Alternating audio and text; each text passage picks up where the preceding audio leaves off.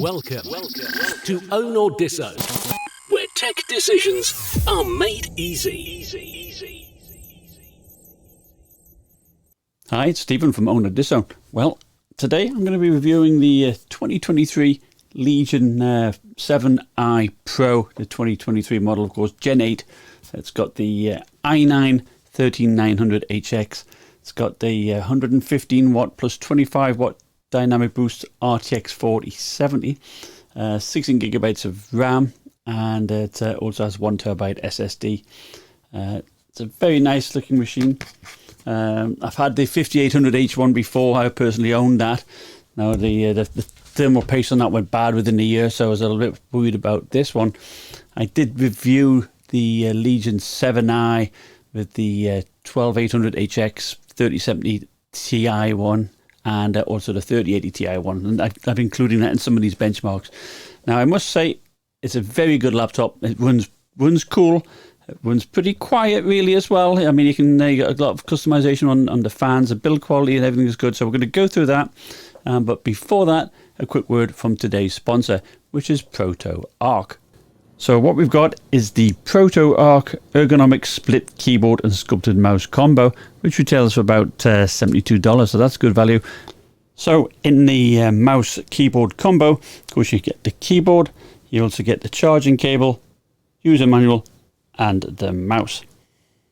So taking a closer look at the mouse that's included in the combo package, it's much bigger than the other mouse, and in my opinion more comfortable to use for gaming sessions. Consequently, we do have the DPI button here for the 3 levels of DPI: 800, 1300 and 2000. We also have forward and back buttons. Here we have a mode button, which again would switch between number 1 would be 2.4 gigahertz, and we have 2 levels of Bluetooth. And inside this little compartment we have the USB dongle. We have we've got 2 buttons, of course, left and right click, a textured flywheel here which depresses as well. Again, it's got a bit of weight to it, more weight to the other one, but it's not super heavy. There's no weights in here to alter like some of the higher end mouse, but it's comfortable and smooth, and I can it's not too slippery, and a nice thumb rest here. I like that, so it's gonna be nice and comfortable. Now I do like the look of the keyboard. It's very stylish. It's contoured. It's low profile too. I do like this quite large palm rest. It's quite spongy, sort of like a leatherette type material, so make it nice and comfortable for long gaming sessions. You have some media control buttons here in the center, so we have the play, pause, volume up and down, and previous and next buttons. Along the top we have some good functionality as well, including copy, paste and cut buttons. Along the top here we have the 2.4 gigahertz button and the 2 levels of Bluetooth. So it does look pretty nice, and of course the keyboard's separated in 2, so if you're gaming, most of your keys here are going to be on the left hand side, the AWSD keys, reload, E, F, sprint and all that, so most of those are concentrated there. And we can adjust the height. It does have 4 legs, so we have them adjusted like this.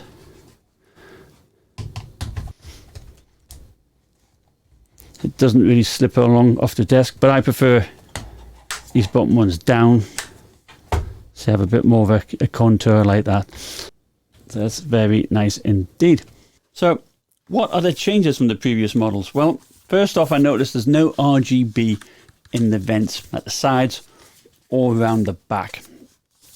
Personally, I don't mind that, but some people, like the RGB to go all the way around, because it does reflect and on the desk as well and shines up. So that is pretty nice. Now, but still, the RGB on the keyboard is exactly the same, and you've got like 6 or 7 different set profiles you can choose from, or you can customize it yourself. It's per key RGB, and of course you've got a light bar around the front here as well, and that can be customized as well, so that's very good. Now there is no RGB on the Legion symbol this time. In the O it used to light up, if I recall, and used to be able to do that with the FNL key. Now the FN key combinations here now, it's the FNQ for changing the power modes, and that's very useful. it does change the color on the power button. You know, red for performance, white for balanced, blue for quiet mode, and also there's a custom profile there you can do, which is very, very good, and that changes it to, like, I think a lilac type color. And what I do like about it, you can just, for a quick glance, you can see what power mode you're in. You know, most other machines you got no idea at all unless you just memorize it. So I do really like that. That is good. In my testing, performance and balance mode were pretty much the same, to be honest. Fan noises around about the same, and the temperatures and power limits seem to be about the same as well, but quiet mode was certainly pretty good. Now, there's also liquid metal on the CPU and the GPU, as I understand. There's a big warning sticker saying, beware, liquid metal, and they don't want you to go in and change it, which I can understand. Now, previously I was easy enough to take apart, you know, my previous Legion and just repaste it. It's supposed to have had their own special paste, which they were lying, it didn't. That was the 5800H one. And I repasted that myself. And this looks probably just as simple, but be careful, it is liquid metal. You don't want to get on the motherboard, and they do recommend you take it to a service center to do that. So inside, it's pretty easy to get in there, right? I mean, you can just take off the Phillips head screws in here. It's not too bad. Now, previously, I remember the 12800HX models had a metal strip going around the edge, and trying to get inside, you know, it's very, very tight. And I could actually, that was probably the only laptop I couldn't ever get in. I just couldn't do it, and I inadvertently bent a little bit of that metal strip. Here, there's no metal strip, right? But still tight, you know. But it's just held on by plastic clips, and you'll be able to take it off. Now, you do have a 99 watt hour battery in, which is pretty decent.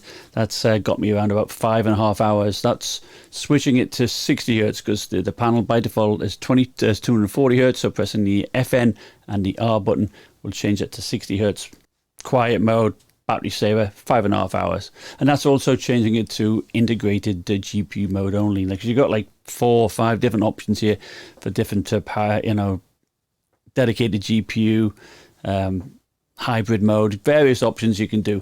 Now, it's got advanced Optimus, so you can switch automatically, but if you do want dedicated GPU mode or just integrated graphics only, you do have to do a restart, which is fair enough in it. But so all of my testing I did was in dedicated GPU mode. Now, it doesn't have Windows Hello, which I thought was a bit strange. No fingerprint reader and no Windows Hello camera, because the previous model, if I recall, did have a Windows Hello camera, so it's a shame. You know, for the price, you'd think it would do. Whether the 4080 models and the 4090 models do. This has the RTX 4070, of course. So, but you've got 2 stereo speakers, which sound really good. You know, about 81 decibels or so. I found that were very, very good, very, very loud. You control it by Nahimic sound software, which we all know and love. You've got 2 sticks of RAM, of course, covered up with an aluminium shroud. And you've got some very big heat pipes. I think it's like 4 heat pipes. They're actually quite thick. One of them is shared, but the cooling is very, very good here. And you've got 2 big fans and 4 heat sinks. In a gaming situation, the GPU was around about 67 degrees and 94 watts on average. And that's very good for the GPU. Now, the CPU also was good. It very rarely got into the 90s. You know, it might be there for a few seconds at the start and come down. It settled out at around about 85 degrees and about 92 watts. So I think all in all, that is pretty decent, isn't it? And that's using performance, so even balance mode. Now, quiet mode, the GPU was around about, I'd say about 58 degrees and the CPU about 65 degrees. Now, the watts would drop down in the GPU would be about 46 and the CPU about 30 watts. An idle fan was about 33 decibels, so the fan noise was pretty good. Now, if you did use a custom profile, you can increase the fan to max, and that was around about 65 decibels, so that gets pretty loud. Now, in terms of build quality, you know, it's an all metal build, which is very good. It's like a grey black in colour, and it doesn't really show that much in the way of fingerprints, perhaps a little bit on the trackpad. Now, the trackpad feels plastic to me. Now the keys are probably one of my favourites because you do have large keycaps, and they're not very noisy when you press them either. You know, it's fairly quiet, and you do have a separate number pad. I like that, and you do have some big arrow keys here, two of which are used for altering the brightness of the keys.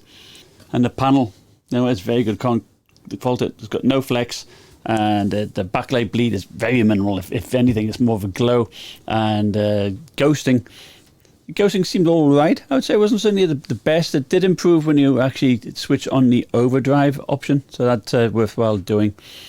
In terms of the color metrics, I saw 90% of sRGB, 63% of NTSC, 69% of Adobe RGB, and 70% of P3. So it's pretty standard there for the color. And the brightness is typical for the Lenovo panels. It's 1.5 nits for 0% brightness, 22 nits for 25%.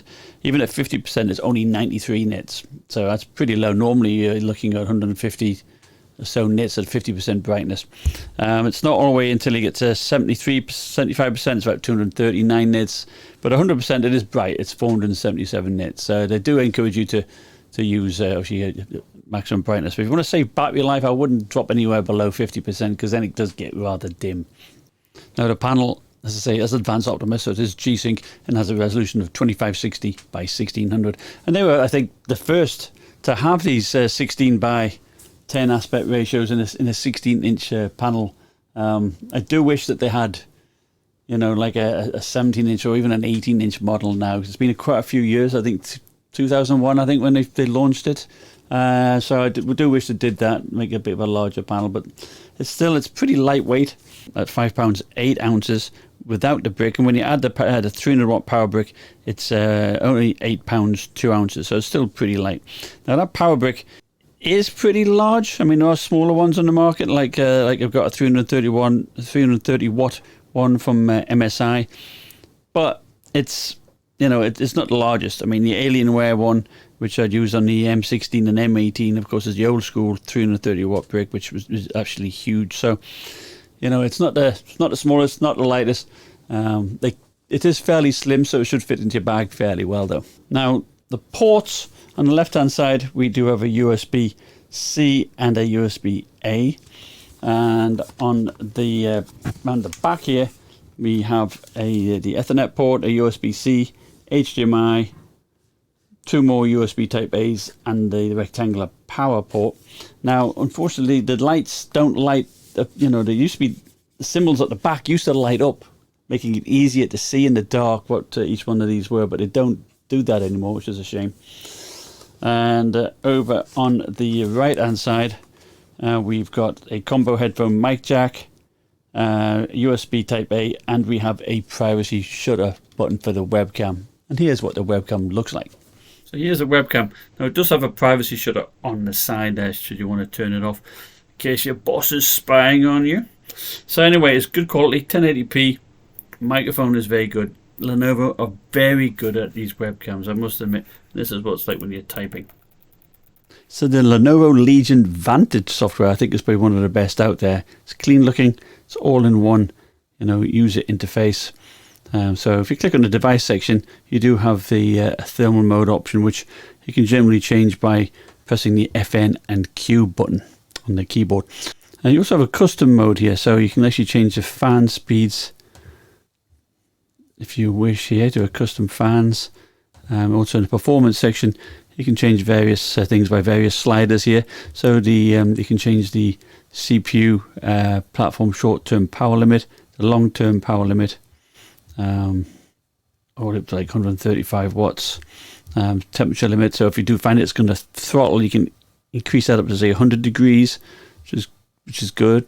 You got CPU long-term power limit, cross-loading there, that can go all the way up to 110 watts. You increase the amount of time the PL1 is active, or up to 160 seconds. You can also change the CPU to GPU dynamic boost, so if you don't want power to go from the CPU to the GPU, you know, you can just have it at 0 watts, so the GPU will stay at the 115 watts setting here, or, you know, you can just change the power limit of the the GPU should you wish. I don't know why you'd want to do that, but you can. The GPU temperature limit is set at 87. You can lower that down should you wish. And the total processor power in AC, you can actually increase that from like 80 watts up to 110 watts. So there's a lot of options there. You can overclock the GPU as well. By default, it's 150 megahertz on the core. I got up to 200 megahertz, no problem. And you can also increase the clock speed of the VRAM as well. Network boost, auto close various applications to speed your system up. You can add whatever applications you want there. You can do a rapid charge as well if you want to do that. Adaptive refresh rate. And we do have a system update, which is great. One stop for checking for updates. I've done various BIOS updates there, so that's nice. I like that all-in-one interface. You got the various macro keys. Now for battery health, you got of course a rapid charge again. You can reduce battery aging by checking the overnight battery charging mode, and the same with conservation mode. So you got lots of options here to help with your battery life. In the advanced section, actually, on the audio settings here, you do have smart noise cancelling. So you can change for normal, multiple voices, and it does do a good job of cancelling out background noise, I found. Now the key lighting is done by Lenovo Spectrum.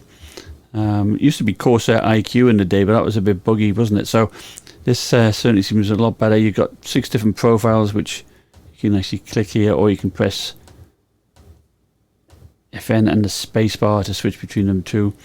Change the brightness, and you can also customize it here. You can see the different profiles and the patterns. You've got a light bar at the front as well, which you can change individually. So there's a lot of different options you can do here.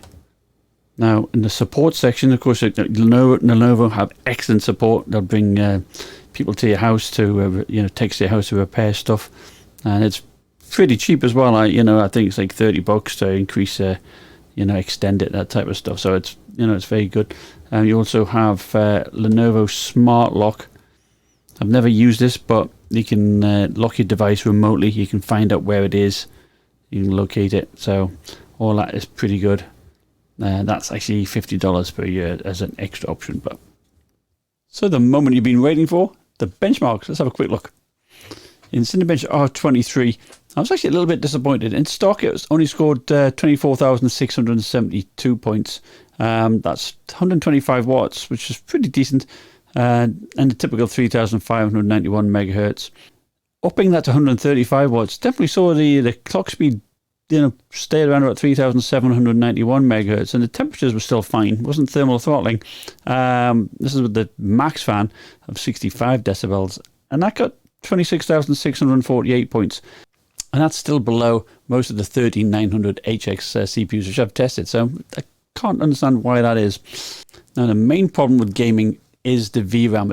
The 4070 only has 8 gigabytes of VRAM compared to the 4080's 12 gigabytes and the 4090's 16 gigabytes. So, when you've got a higher resolution like 2560 by 1600 and you've got ray tracing in there and all this type of stuff, the VRAM becomes a bit of a bottleneck. Now, certainly in Watch Dogs Legion, this was the case. Here, I'm using over 9,000 megabytes of RAM. It would be a bit of a slideshow, unfortunately. So dropping the settings, the resolution, you can do this type of thing. So bear that in mind. Consequently, the results here on Watch Dogs Legions are a little bit skewed because using the settings of ultra settings, no ray tracing, no DLSS, it's still got 47 FPS compared to the 3070 Ti when that was overclocked, being like 73. So there's a big difference there.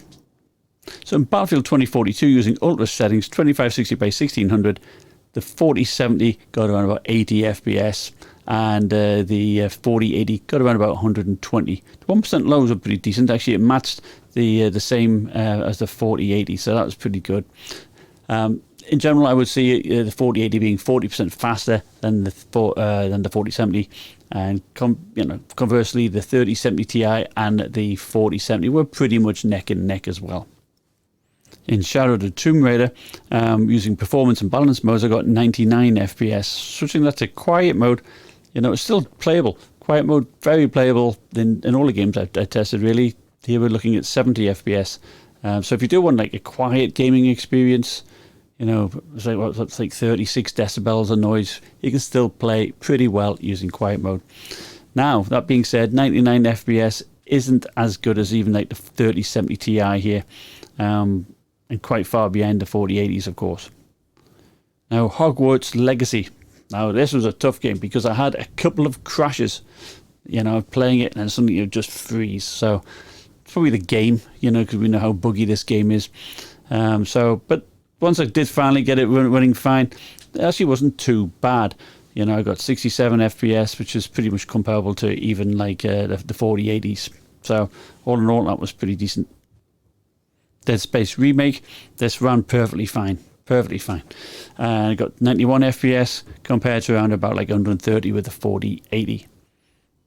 And Cyberpunk 2077, I got 66 FPS with quite a high 1% low of 53, so that was even better than the 4080s.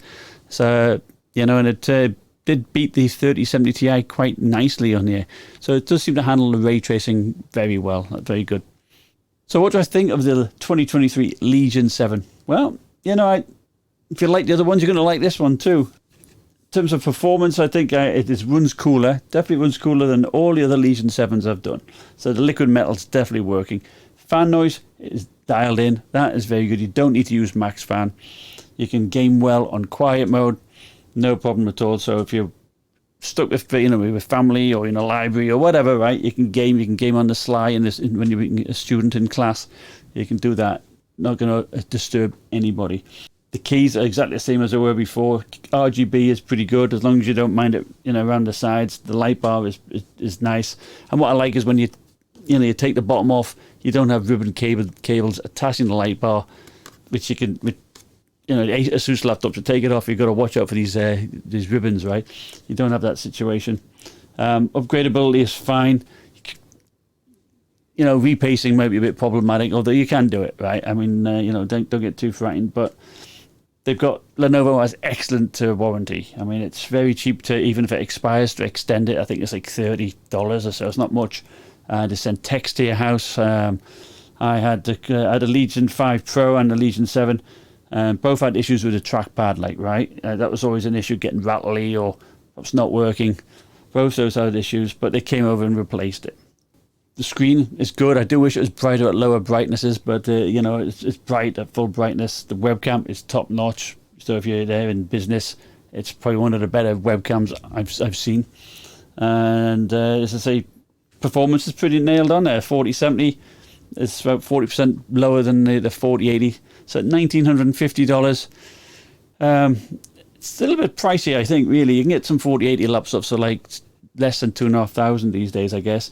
3070 Ti's you can even get about $1,200 to $1,300, right? And they perform about the same. The only thing you're giving up is the frame generation, which I don't think really helps 1% lows that much, right? So the 3070 Ti is still a good laptop, a good GPU to have.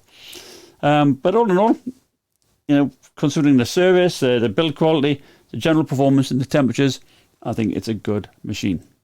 If you found my video useful, remember, like, subscribe, and I'll see you next time. Bye.